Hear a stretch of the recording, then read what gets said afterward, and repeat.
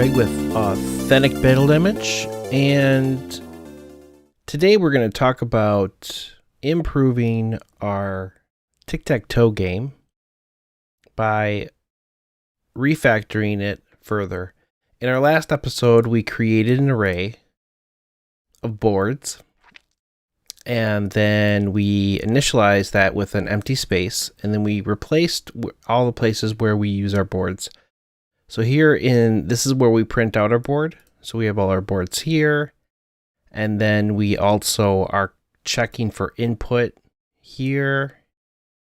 And then we also are looking for our win states. So one of the first things that bothers me is checking for whether or not people are entering proper values. And this thing right here, it's just a big block of code. It's just ugly. So I really would like to get rid of these.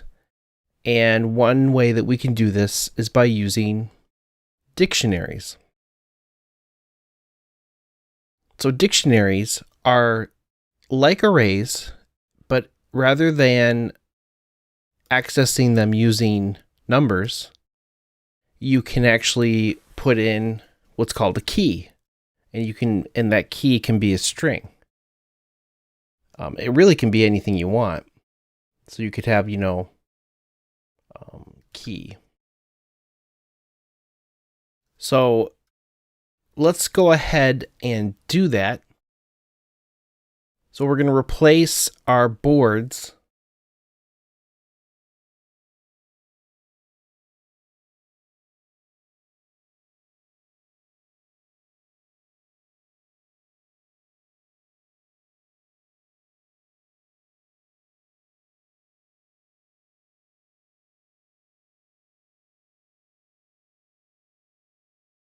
We're going to replace our boards with a dictionary, but one of the first things that we need to do, okay, let's start this over. We're going to replace our boards with a dictionary, so let's create that here, dictionary, string. So the key, this will be the key, will be a string, and then the value will be a string. We can make it any type that we want. And we're going to call this boards equals new dictionary string. There. Now this is interrupting us. So let's comment that out for a second. And then we're getting an error. And the reason why is because we're missing the namespace. Remember in the beginning we were talking about namespaces. Dictionaries exist in a different namespace. So we can do a quick fix. And it says use system.collection.generic. And then I'll add it up here. And we're good to go. Now we have access to the dictionary. So now what we need to do is we need to fill in our board names. And the way we do that is we can do boards.add. And then we can do A1. And then initialize it to an empty space. And then we'll do this for each one. So we'll have A1, A2, A3, B1, B2, B3, C1, C2, C3. Now what's really cool about this is going to allow us to really simplify this right here. We're going to get to this in just a second. I'm going to update these with our keys. 1, 2, 3, let's go!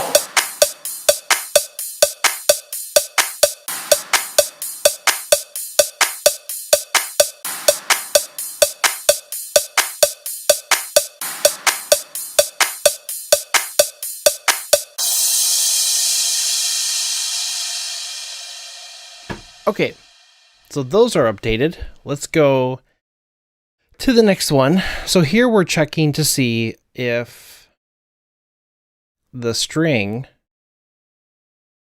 is null or a white space. We're going to have to iterate through it like a dictionary. So to do this, I'll show you what it looks like. We're going to do a for each, and then we can use this key value pair, string, string, so it has the same structure. And then this will be the what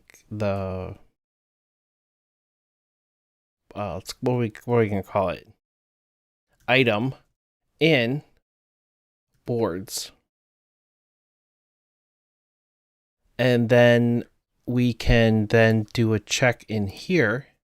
So we can see whether or not we can do item dot key.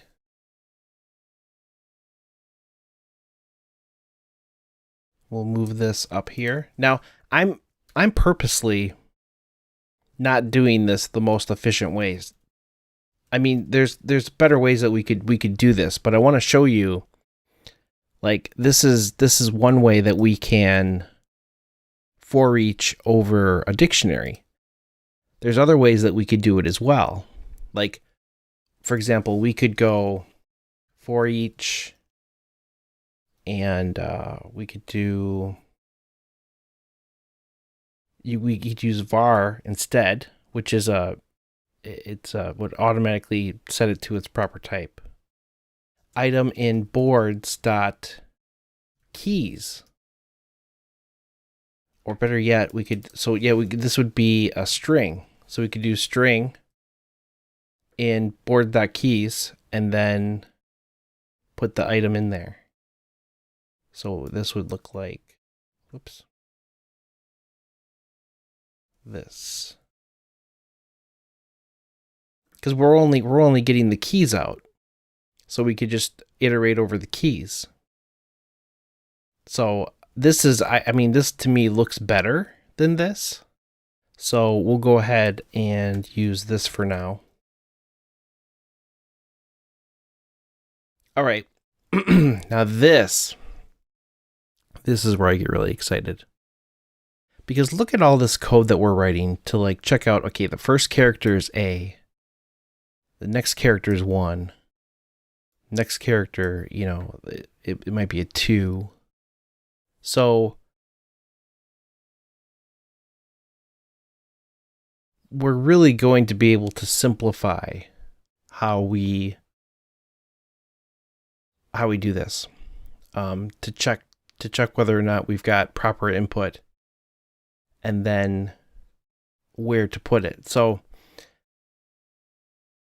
to start out here, what I'm going to do, this is going to be so simple. All we have to do is we're not really going to need this anymore. I'm going to write it right here. I'm going to say if boards dot contains key uppercase, and then here's where we'll set it, else we can then say that we have a spot taken error. Well, actually, we can say a different error. We can say wrong input. Wrong input. Okay.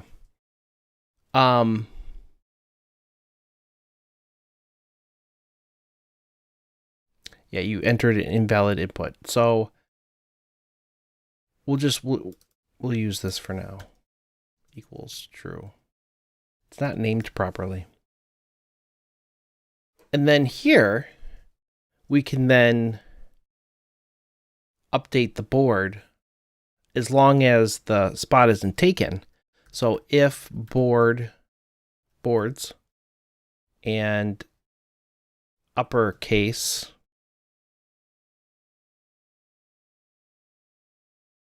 equals space, then we can do boards uppercase equals player turn. And we have just literally wiped out this whole swath of code.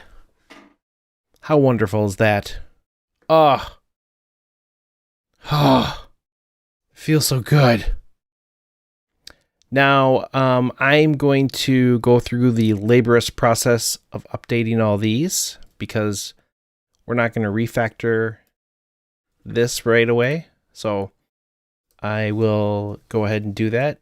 Speed things up. Are you ready?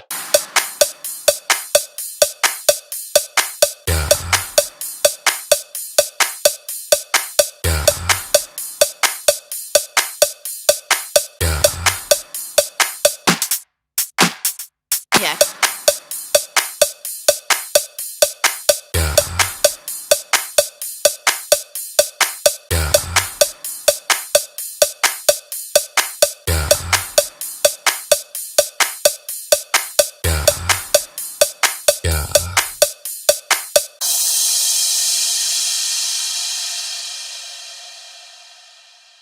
All right.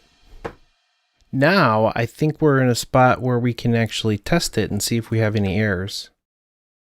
Let's try it out. A1, and then O is going to go into A3. And let's see what happens if we do AA. You entered invalid input.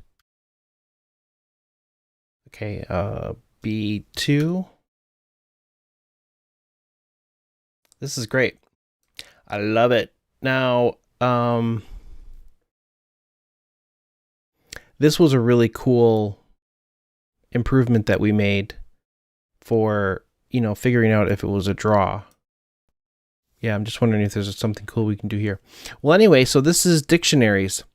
Now, this again, isn't wonderful. Like the way that I'm initializing these. I think it's going to be fun to get into maybe initializing things in more of an automated way. And also, we're going to have to figure out a way of solving this big chunk. And I'm going to dive more into dictionaries and how we can do that.